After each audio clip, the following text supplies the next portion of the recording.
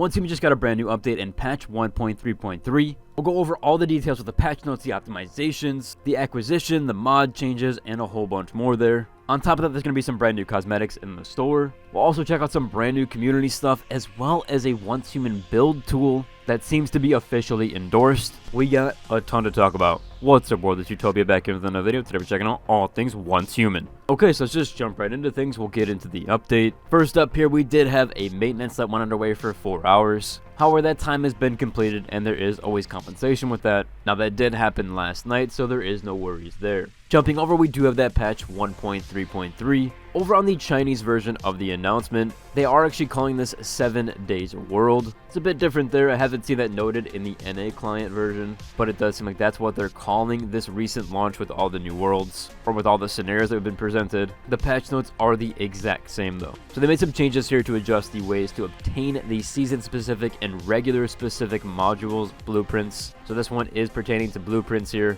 which does include rapid fire, heavy, etc., and a few other there. They've also refined the blueprints obtained by downing super anomalies, which must be refined blueprints of the season, overflow, and energy conversions. They've also adjusted the drop rate of certain weapons in dungeons. For example, the forgotten weapons that are melee based went from 30 to 10% now. However, they finally did implement the super anomaly level and the perfectly refined blueprint drop rate, which is the seasonal blueprints. Those for level 40 went from 0 to 25%. For level 50 it went from 8 to 50%, and that same applies for level 60. So you should be able to get those blueprints a lot easier now, as they significantly increase the drop rate. Now, they are addressing some feedback and acquisition optimizations here for the module components. So they received a ton of feedback with insufficient components here, especially armor components. I've run into this problem trying to upgrade some of my mods. They do plan to add mod parts to the following: Stardust Advent loot crates, keyword suffix mod boxes, and the chaos clear rewards. Coming out of the patch notes side of things, we had several bug fixes here. First up here, we had the boss, dungeons, and securement silo fixes, where there was multiple issues addressed here for visual glitches, incorrect spawning, teleportation bugs, and even teammate damage from the paintball ice spikes and dungeon entry errors. Sometimes players would be even teleported outside of their dungeons, and even screen freezes. There were several things that were unexpectedly happening.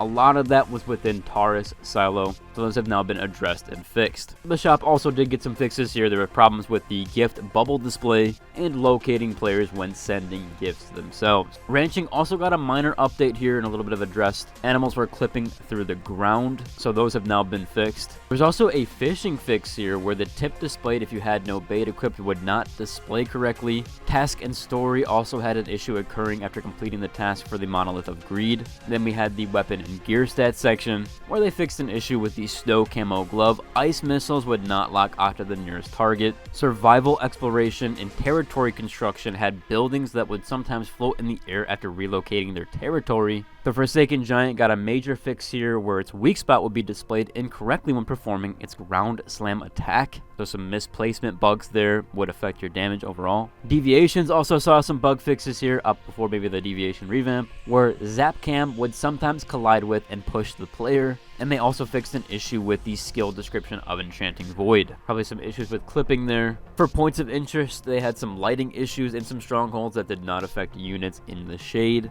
They also added some new blueprints and blueprint fragments to the echoes from the rift that might not have been there originally, so if you were kind of holding out there, maybe you can get those now. Vehicles also got a small little fix here where the player character would disappear when switching the camera angle while riding a motorcycle. Cosmetics got several fixes here for the sleeve models of the Wanderer's Tavern Fashion cosmetic. Those were not displaying correctly when in first person view. I had an issue with the finals in the finals preview that I played in. Essentially your sleeve would kind of clip into the camera screen, so I'm guessing that was the issue overall. They also fixed a clipping issue that affected the Fast Wind Mayfly top and the Rosetta Vanguard top, and some long sleeves. So a lot of clipping issues with sleeves, might have been changes on based on height, things like that. The world map and minimap also saw an issue where securement silos from the Way of Winter would be displayed in the search results for securement silos in other scenarios, which would be odd to try to queue for those when you can't exactly get into those securement silos. That does cover for the patch notes, but we did have some new shop arrivals that were included with this. Now this won't actually appear until December 6th, 10 AM server time.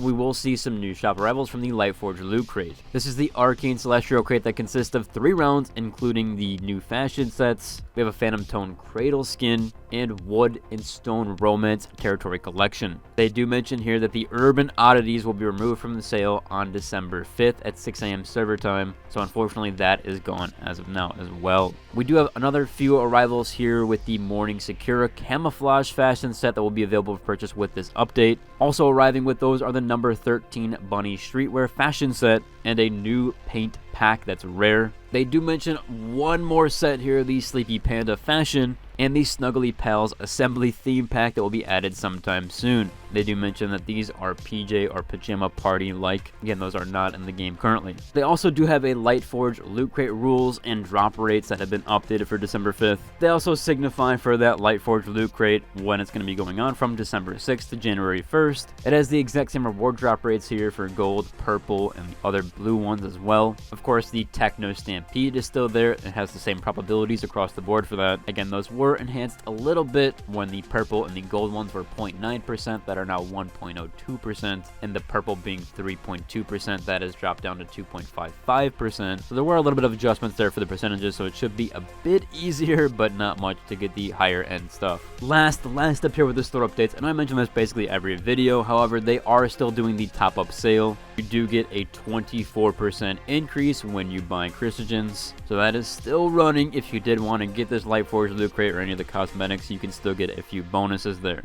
Moving on though, we do have our stuff from the community. First up here, this is actually an official one and seems to be officially endorsed by the Once Human Twitter account, at least as far as that goes community wise. Again, not sure if it's officially endorsed by the developers, but it is by the community managers, where they showcase this from odex.gg, and it is their Once Human build tool. I'd say this build tool is pretty cool overall. You can even name it and do some build notes for it. You can save the build if you actually log into their website or create a login. They have a whole item database here as well, so you can look through all the different items, which I believe showcases every single item in Once Human and its stack size, its weight, everything about it, even including its vendor price. A lot of very useful stuff here, so I will link to it down below. Last up here, we had this creation from the community, or just kind of like a showcase screenshot-wise. Now, they were trying to mimic the Days Gone 2019 screenshot here, and labeling this obviously Once Human 2024. Now, this was done by the YouTuber and Twitch streamer Hiruto Sensei. I'll link down to their socials. They had a really cool screenshot here. It definitely mimicked, and this was showcased and set up very nicely.